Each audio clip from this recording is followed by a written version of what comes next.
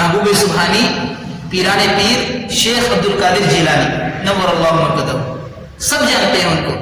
بعض نے ان کے خلاف غلط عقائد بھی گھڑ لیے کہ بدعت و رسومات میں لگ گئے، ان کا چلا کرتے ہیں، ان کی چھٹی کرتے ہیں، ان کی یہ کرتے ہیں وہ کرتے ہیں، وہ سب تو بدعت ہے۔ ان کی تعلیمات کیا ہے اس کو بھلا دیا۔ ان کی قربانی پتہ ہے کیسی تھی؟ وہ یوں ہی نہیں اتنے بڑے مقام پہ پہنچ گئے کہ ان کو اللہ نے یہ مقام دے دیا، بڑی قربانی دی ہے انہوں نے۔ وہ ایک مرتبہ جب وہ پیدا ہوئے تو یتیم تھے، والد صاحب کا انتقال پہلے ہی ہو گیا تھا۔ والدہ نے دعا کی، اللہ تو نے جو بیٹا دیا ہے میں اس کو نیک بناؤں گی، عالم بناؤں گی، اس کو عالم بنانا، یہ دعا کرتی تھی، ہمیشہ دعا کرتی رہتی تھی۔ جب وہ اس قابل ہوئے کہ کہیں جا سکتے ہیں، مثلا 12-14 سال کے، 10-12 سال کے، تو ان کو بغداد پڑھنے کے لیے والدہ نے بھیج دیا۔ اب جانے کے ٹائم ماں ہمیشہ دعا کرتی تھی ان کے لیے، چلنے کے ٹائم والدہ نے جو کچھ ان کے پاس پونجی تھی، سرمایہ تھا، خرچ کے واسطے جیسے ہم جماعت میں لے کے آتے ہیں، مدارس میں طلبہ لے کے جاتے ہیں، تو ان کو اکٹھے کر کے اس وقت کے 40 اشرفیہ ان کو دے دی، جو تقریباً کتنا 14-15 تولے سونا ہوتا ہے۔ کتنا؟ یہ اشرفیہ نہیں جو آج کل چلتی ہے کاغذ کی، اشرفی ہوتی تھی سونے کی۔ تو 40 اشرفیہ ان کو دے دی، اور دے دی کیا، ہاتھ میں نہیں دی، ان کے کرتے کی ایک سائڈ میں سیل دی، بیٹا جب ضرورت ہو تو اس کا سیون کھول کے نکال لینا، اپنی ضرورت پوری کر لینا۔ ان کو دے دی، ساتھ ساتھ ان کو ایک اور سبق دیا، کچھ بھی ہو جائے آپ جھوٹ نہیں بولنا۔ کیا تلقین کی؟ کچھ بھی ہو جائے آپ جھوٹ نہیں بولنا۔ تو کیا اس وقت میں سفر اکیلے نہیں کرتے تھے کہ چلو جی گاڑی ہے بیٹھ کے جا چھوڑیں گے، قافلے ہوتے تھے۔ جب یہ دکھتا تھا قافلہ یہاں سے بغداد جائے گا تبھی وہ بھی چلتے تھے۔ جیلان ایک شہر ہے جس کو گیلان بھی کہتے ہیں، تو وہاں سے وہ بغداد کے لیے روانہ ہو گئے ایک قافلے کے ساتھ میں۔ راستے میں ڈاکوؤں نے قافلے کو پکڑ لیا، پورے ساتھیوں کے پاس جو تھا سب سے پوچھ کے لے لیا، سب نے ڈر کی وجہ سے سب نے اپنا اپنا مال دے دیا۔ ابھی بچے تھے تو ایک ان کے پاس میں آیا، کہنے لگا تیرے پاس کیا ہے؟ کہنے لگے کہ میرے پاس 40 اشرفیاں ہیں۔ وہ ہنسنے لگے، سوچا بچہ ہے، 40 اشرفی کوئی معمولی دولت ہے، بڑی رقم ہے، اور پھر اس بچے کے پاس کہاں سے آئے؟ اور اگر کسی کے پاس ہو تو وہ 40 اشرفی یوں بتا دے کہ میرے پاس 40 ہے، وہ تو اور بھی چھپائے گا۔ لیکن انہوں نے بتایا میرے پاس 40 اشرفیاں ہیں۔ وہ ہنس کے چلے گئے، اچھی مذاق کرتا ہے بچے، چھوڑ کے چلے گئے۔ اور دوسرے نے پوچھا، تیسرے نے پوچھا، انہوں نے سب کو ایک ہی جواب دیا۔ اب جب وہ اپنا پورا مال لے کے اپنے سردار کے پاس، جو کہیں اوپر نیچے جہاں بیٹھا تھا دور دراز میں پاس میں، بھائی سردار ہوتا ہے، اوپر اونچی جگہ بیٹھتا ہے، باقی اس کے جو نوکر چاکر تھے وہ لوگوں کا مال لوٹ رہے تھے، لا کے جمع کیا، لے لیا سب کے پاس سے، سب کچھ سب کے پاس سے لے لیا۔ لیکن ایک بچہ ہے، اب پتہ نہیں جھوٹ بولتا ہے سچ بولتا ہے، جو کہتا ہے کہ 40 اشرفیہ اس کے پاس ہے، لگتا تو نہیں 40 ہو، اس کی حالت بھی ایسی نہیں ہے، کنڈیشن بھی ایسی نہیں ہے، غریب زیادہ معلوم ہوتا ہے، لیکن 40 اس کے پاس ہو نہیں لگتا۔ تو انہوں نے کہا، اس کے سردار نے کہا پھر بھی تم بلا کے لے کے آؤ۔ میں کیا بولا تھا شروع کہاں سے کی تھی کہ بغیر قربانی کے کچھ نہیں ملتا۔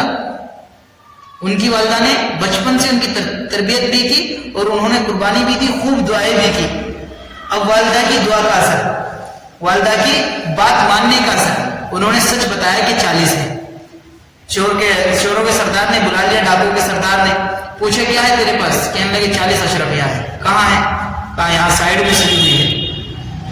چاک کر کے دیکھا ہاڑ کے تو وہاں واقعی 40 اشرفیاں موجود تھی۔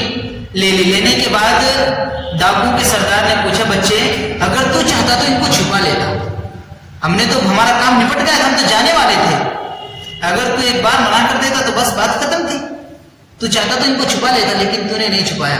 تو انہوں نے کہا کہ مجھے اماں نے چلتے ہوئے کہا تھا کہ بیٹا جھوٹ نہیں بولنا، میری والدہ نے مجھے جھوٹ بولنے سے منع کیا تھا۔ یہ 40 تو کیا اس سے کہیں زیادہ ہوتا، میں تب بھی والدہ کی بات پہ عمل کرنے سے نہیں مکرتا، پھر بھی ان کی بات پر عمل کرتا۔ تو جو چوروں کا سردار تھا اس کی آنکھوں میں آنسو آ گئے۔ یہ ایک ننھا سا بچہ ہے، ماں کی ایک نصیحت پہ اس قدر عمل کر رہا ہے کہ اپنی پوری پونجی ہمیں دے دی، ہم اللہ سے وعدہ کر کے آئے ہیں، اللہ جھوٹ نہیں بولیں گے، چوری نہیں کریں گے، کسی کا مال ہڑپ نہیں کریں گے، پھر ہم سب کچھ کر رہے ہیں۔ اس نے ماں سے کیا وہ وعدہ اپنی مشکل بڑھانے کے واسطے پورا کیا ہے، اور ہم کیا ہے اللہ سے کیا وہ وعدہ نہیں پورا کر رہے ہیں. تو سب کو گواہ بنا کے کہنے لگا, میری جو پوری ٹیم تھی اس کی پورے گروہ تھی, سب کو گواہ بنا کے کہنے لگا جب تم میرے سب ساتھی ہو, میری چوری کے تم گواہ ہو, آج میری توبہ کے گواہ بن جاؤ. میں آج سے سچی پکی توبہ کرتا ہوں, آج سے توبہ کرتا ہوں, اور میں کوشش کروں گا کہ جو ان کا مال ہے ان سے لیا سب کا ان کو واپس دے دو, اور باقی جن کے پاس سے حد تک وہ سب کوشش کریں گے کہ ان تک ان کا مال پہنچائیں گے. تو وہ سب ساتھی بھی کہنے لگے سردار ہم نے چوری میں آپ کا ساتھ دیا ہے, توبہ میں بھی ہم آپ کے ساتھ ہیں, ہم بھی توبہ کرتے ہیں. تو ایک پورا کا پورا گروہ ابھی کیا ہے, شیخ عبد القادر جیلانی رحمۃ اللہ علیہ ان کا بچپنا ہے, ابھی سے ان سے اس طرح ہدایت پھیلنے لگی, ابھی سے ہدایت پھیلنے لگی. قربانی کیا تھی, ان کی والدہ نے ان کو ہمیشہ حلال کھلایا, نیک دعائیں کی, اور ان کی قربانی کیا ہے کہ انہوں نے پتا تھا اگر یہ 40 اشرفیہ چلی جائے گی تو بغداد جا کے بھوکا رہنا پڑے گا, کھانے کو کون دے گا, لیکن جائے سو جائے, جھوٹ نہیں بولنا. یہ تو 40 اشرفیہ جان جائے تو بھی جائے, لیکن جھوٹ نہیں بولنا. تو ان کی اس قربانی کی عوض اللہ نے تب کے تبھی ان کو توبہ سے نواز دیا. اب حضرت تشریف لے آئے, بغداد میں سیکھنے لگے, پڑھنے لگے. کچھ دنوں کے بعد جو جمع پونجی تھی ختم ہو گئی, وہ ہونی ہی تھی. اب ہم 40 دن کے واسطے اپنا راشن پیسے لے کے آئے ہیں, اور 40 دن پورے کر کے یہیں سے ہم 4 مہینے کی جماعت شروع کر دیں. تو بولا ہمارے یہ جو ہم لے کے آئے کافی ہو جائے گا, نہیں بھائی ختم ہو جائے گا, یا تو منگانا پڑے گا یا تو کچھ بھی کرنا پڑے گا. تو اس وقت کی جو ترتیب تھی کوئی ایسی ترتیب نہیں تھی کہ ڈاک کا کچھ انتظام تھا, چلو جی پہنچا دیتے وہاں سے آ جاتا, کوئی راستہ نہیں تھا. خیر یوں ہی جیسے تیسے کر کے وقت گزارنے لگے. والدہ کو بھی ادھر خیال آیا, والدہ نے کچھ اشیاء وغیرہ, کچھ کھانا روٹی وغیرہ ایک قافلے کے ساتھ بغداد پہنچا دی, اور ان کو بتا دیا کہ آپ فلا ایسے ہمارے بیٹے کو یہ روٹی پہنچا دینا, یہ کھانا, یہ چیزیں پہنچا دینا. تو وہ کہتے ہیں کہ قافلے کے ساتھ میں وہ بندہ لے کر آیا. اب یہ یہاں ان کی حالت ایسی تھی کہ کئی دنوں سے کچھ کھایا پیا نہیں تھا, کئی دنوں سے کچھ نہیں کھایا پیا. مسجد کے کونے میں بیٹھے تھے اور سوچ رہے تھے کہ اب آئے گا کہاں سے, کھائیں گے کہاں سے, کچھ نہیں, بس اسی فکر میں تھے. اپنا اللہ کرتے تھے, دین سیکھتے تھے, اور ایک کونے میں بیٹھے ہوئے تھے اس وقت. تو انہوں نے دیکھا مسجد کے ایک دوسرے کونے میں ایک بندہ آیا, آ کر بیٹھ گیا. آ کر بیٹھنے کے بعد اس نے اپنا توشہ کھولا, اس توشے کی خوشبو ان تک بھی پہنچی. اس میں عمدہ کھانا تھا, اچھا شوربہ, اچھی روٹی, تازی ایک دم. انہوں نے کھولا, اس کی خوشبو ان تک بھی پہنچی. انہوں نے ذرا اسے دیکھا, انہوں نے اسے دیکھا, پھر سوچنے لگے کیا دوسرے کے مال پہ نظر ڈالا, نظر نیچی کر لی. تو انہوں نے ان سے پوچھا بھائی آپ کا نام کیا ہے, انہوں نے نام بتلا دیا. باپ کا نام, انہوں نے باپ کا نام بتلا دیا. تو وہ کہنے لگے آپ فلا کہا, ہاں آؤ پھر آؤ جلدی آؤ. آئے, کہنے لگے یہ توشہ میرا نہیں ہے, توشہ آپ کا ہے. یہ میرا نہیں آپ کا ہے. دراصل قافلہ کئی دن پہلے آ گیا تھا, میں آپ کو ڈھونڈ رہا ہوں, آپ نہیں مل رہے تھے. حالت میری بھی یہ ہے کہ موت کے قریب ہوں, کچھ کھانے کو نہیں ہے, تو میں سوچا لاؤ تھوڑا تمہارے توشے میں سے ہی کھا لیتا ہوں. یہ توشہ آپ کا ہے, آؤ.